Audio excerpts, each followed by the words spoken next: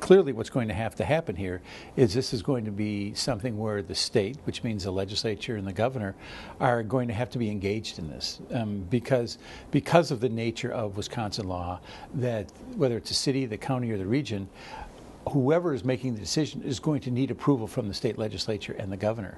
So it has to be a two-way street where Madison and southeastern Wisconsin are working together. I think right now what has to happen is you have to have the business community, state leaders, local leaders sit down and come up with a proposal, because until you have an actual proposal, you're just asking questions that are hypothetical questions. At the end of the day, there is going to have to be a real proposal that's going to come forth that people can respond to then. But right now, until that happens, I think that everything else is premature.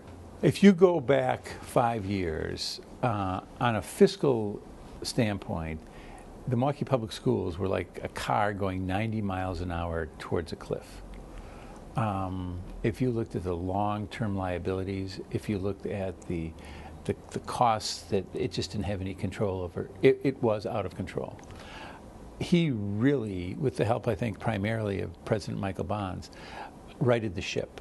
Rather than spending hundreds of millions of dollars to expand the interstate system, let's put some of those dollars into local roads, because it doesn't do you any good to have this major expansion of the interstate system if people can't get to the interstate system on their local roads without going through dozens of potholes. There's no doubt in my mind that the end game of this is to make this a right-to-work state, whether it happens in January of 2015 or January of 16 or 17. The people who have pushed in 2011 for Act 10, they have as their end game to make this a right-to-work state. This interview is occurring exactly 3 years after the Act 10 debate. Act 10 saved the city of Milwaukee money, correct? We took advantage of some of the provisions that we needed to take advantage of, but I have always said consistently, you did not have to take away the right to organize. You did not have to take away the right to bargain, as they did, in order to do that. When I say we took advantage, what I'm saying is when you've got the cutbacks that we have seen from the state government, we had absolutely no choice, because police and fire were excluded. That's basically 60% of our operating costs. Yep. So that's excluded. They continue to get raises.